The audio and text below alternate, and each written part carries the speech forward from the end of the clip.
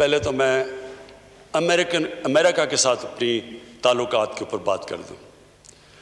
امریکہ سے جس طرح ہم نے وار آن ٹیرر میں ان کا ساتھ دیا اور جو ذلت اٹھانی پڑی میرے ملک کو، میں نہیں سمجھتا کہ کبھی بھی کوئی ملک ایک وار آن ٹیرر میں ساتھ دے اور ان کا ساتھ دے اور وہ برا بھلا بھی ہمیں کہیں کامیاب افغانستان میں نہ ہو تو وہ بھی پاکستان ذمہ دار ہے اوپنلی. مجھے کبھی نہیں بھولتا ایک ہمارے پاکستانیوں کے لیے بڑے دو شرمندہ واقعات جس میں ہم سب بڑے شرمندہ ہوئے. ایک ہوا جی اسامہ بن لادن کو انہوں نے امریکن نے آ کے ایبٹ آباد میں مار دیا، شہید کر دیا. اس کے بعد کیا ہوا؟ ساری دنیا نے ہمیں گالیاں نکالی، برا ہمیں کہا، ہمیں برا بھلا کہا.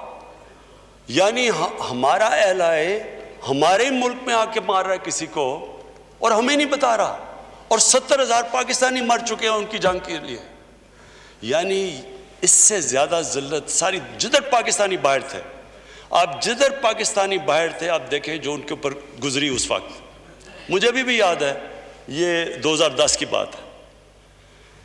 اس کے بعد کیا ہوا؟ ڈرون اٹیکس ہو رہے ہیں پاکستان میں. پاکستانی گورنمنٹ کہتی ہے ہم کچھ نہیں کر رہے یا ہم مذمت کر رہے ہیں.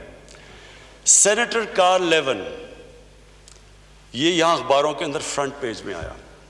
سینیٹر کارل لیون سینٹ کی اوپن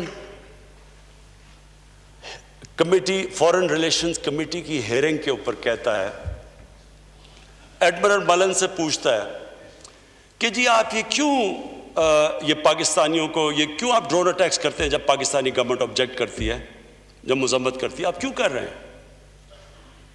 ایڈمرل ملن کہتا گورنمنٹ کی اجازت سے ڈرون اٹیکس کر رہے ہیں.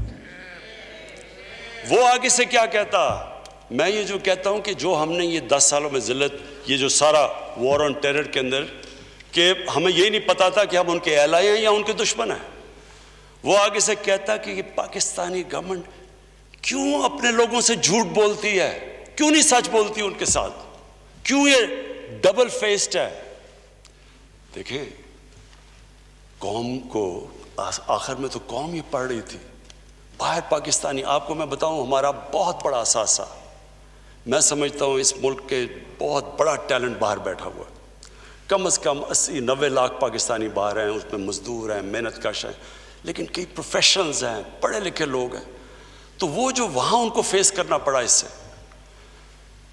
اسپیکر صاحب، جب سے ہماری حکومت آئی ہے، آج ہماری امریکہ سے ریلیشن شپ جو ہماری کنسسٹنٹلی فارن پالیسی تھی، جو ہماری پالیسی تھی کہ ہم امریکہ کی جنگ میں شرکت نہیں کریں گے، ہم صرف پیس ٹاکس میں، ہم امن میں شرکت کریں گے، ہم جنگ میں شرکت نہیں کریں گے.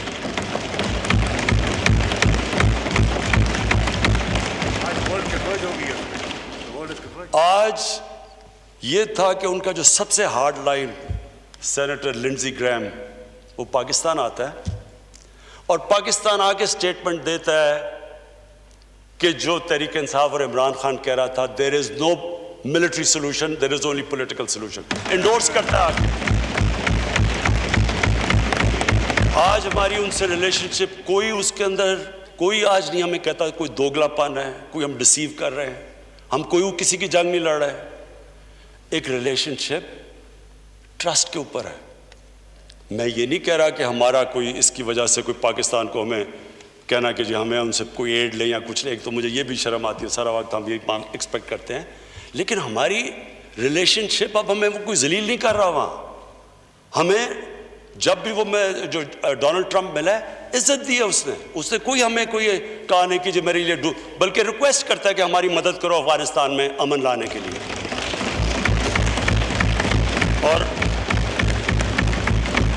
اسپیکر صاحب، میں بڑا آج اپنی حکومت کو، اپنی فارن پالیسی کو، اپنے فارن منسٹر کو، ان سب کو پھر خراج تحسین پیش کرتا ہوں کہ آج آج سب اکنالج کرتے ہیں کہ پاکستان کا بہت بڑا ہاتھ ہے جو افغانستان میں پیس ٹاکس کی طرف جا رہا ہے، اور دعا کرتے ہیں اللہ سے کہ افغانستان میں امن ہو، تاکہ ہم پاکستان کا اور افغانستان کا بہت فائدہ ہے امن میں، کیونکہ ہمارے ساتھ سارا سینٹرل ایشیا کھل جاتا ہے ٹریڈ کے لیے، اور فیوچر تو ٹریڈ کی ہے۔ میں جی دو اور جو ہماری فارن پالیسی میں، ایک ہمارے سعودی عربیہ سے بڑے زبردست تعلقات ہیں، ہمیشہ رہے ہیں، انہوں نے مدد بھی کی۔ دوسری طرف ایران ہمارا ہمسایہ ہے، ہم نے پوری کوشش کی اور کر رہے ہیں کہ کسی طرح سعودی عربیہ اور ایران کے اندر یہ جو پھیلایا جا رہا ہے، اور میں آپ کو یہ یقین دلاتا ہوں کہ یہ ایک ایسے سپوائلرز ہیں، وہ چاہتے ہیں کہ ادھر کانفلکٹ ہو۔ سارے مسلمان دنیا میں اٹھا کے دیکھ لیں، لیبیا سے دیکھیں، ہر جگہ تباہی مچی ہوئی ہے، سیریا میں دیکھ لیں، افغانستان میں بھی ابھی تھوڑا ٹھیک ہو رہا ہے، صومالیہ، تو وہ چاہتے ہیں کہ یہاں ایک کانفلکٹ ہو جائے۔ میں بڑے فخر سے کہتا ہوں کہ ہمیں دونوں نے ریکویسٹ کیا، ایران نے بھی ریکویسٹ کیا، سعودی عربیہ نے بھی ریکویسٹ کیا کہ آپ کوشش کریں کہ ہمارے تعلقات بہتر کریں، اور ہم کر رہے ہیں کوشش، حالانکہ اس کے اندر پرابلمز ہیں، کیونکہ اور پلیئرز بھی اس کے اندر وہ چاہتے نہیں۔ لیکن بات یہ ہے کہ پاکستان آج وہ ملک نہیں ہے جو ہمیں اکیوز کیا جاتا تھا کہ کبھی کسی میں جنگ میں شرکت کر رہے ہیں، کبھی کوئی جنگ، کبھی کسی مسئلے کا حل نہیں ہوتا۔ ہم وہ ملک انشاءاللہ بنیں گے جو لوگوں کو اکٹھا کریں گے، ملکوں کو، اور انشاءاللہ مسلمانوں کو اکٹھا کرنے کی کوشش کریں گے۔ میرا آخری فارن پالیسی پہ پوائنٹ، انڈیا۔